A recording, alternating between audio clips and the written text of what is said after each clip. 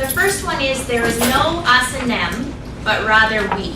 I'm going to explain that as we go along. But basically, we want to break down this idea and then sort of attack this idea that a person with mental illness is only sitting on the other side of the table from you.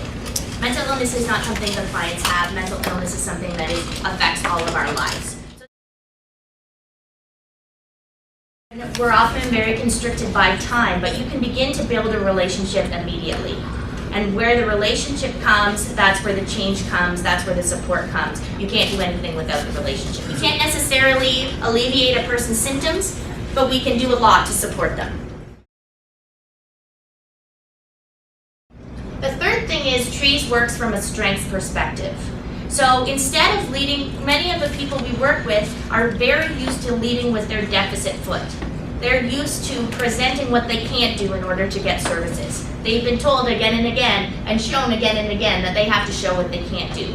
So what we want to do is flip that a little bit and really look at the strengths that people have and look at what they can do and what they're bringing to the table. Recovery means getting the life you want. It doesn't necessarily mean symptom-free. It doesn't mean you don't access services. It means getting the life you want and living a meaningful and full life based on what you, the person with mental illness, is looking for. And the last thing is employment can be a key part of the recovery journey. So sometimes when we talk about people with mental illness working, sometimes there's a fear that, oh no, it's going to make them worse or they're not going to be able to do it. The reality is work is a very key part of the recovery journey for many people. People who want to work should be supported in doing so. The pain associated with a physical illness is more understandable and more accepted than the pain that is associated with a mental illness. If your culture says, if people around you overtly or not say mental illness isn't a real illness, that sinks in.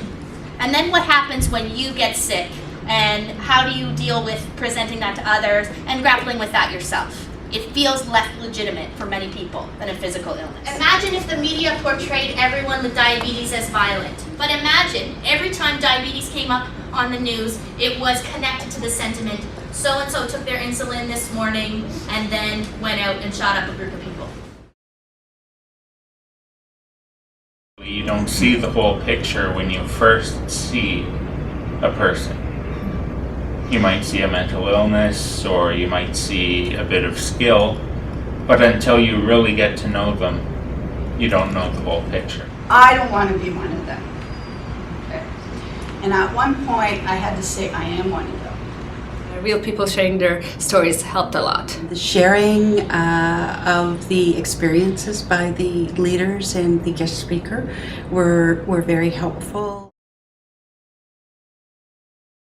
Rebecca mentions a toolbox and all the tools that are in it. Well, I think she's given me more tools to be patient, to understand, to look a little bit deeper before I make a judgment. I feel it's given me a better understanding overall of people suffering from mental illness. I think I've learned some valuable skills and understanding for working with people with mental health issues that help me look a little beyond sometimes what is just presented at face value. And, you know, question not the lack of motivation, but appreciate the effort and motivation. It clarifies the myth and the realities of mental illness, and also helps you as an employment consultant or any employment service provider to better assist your clients and understand where they're coming from and how you can help them find a job that is suitable and supports their needs.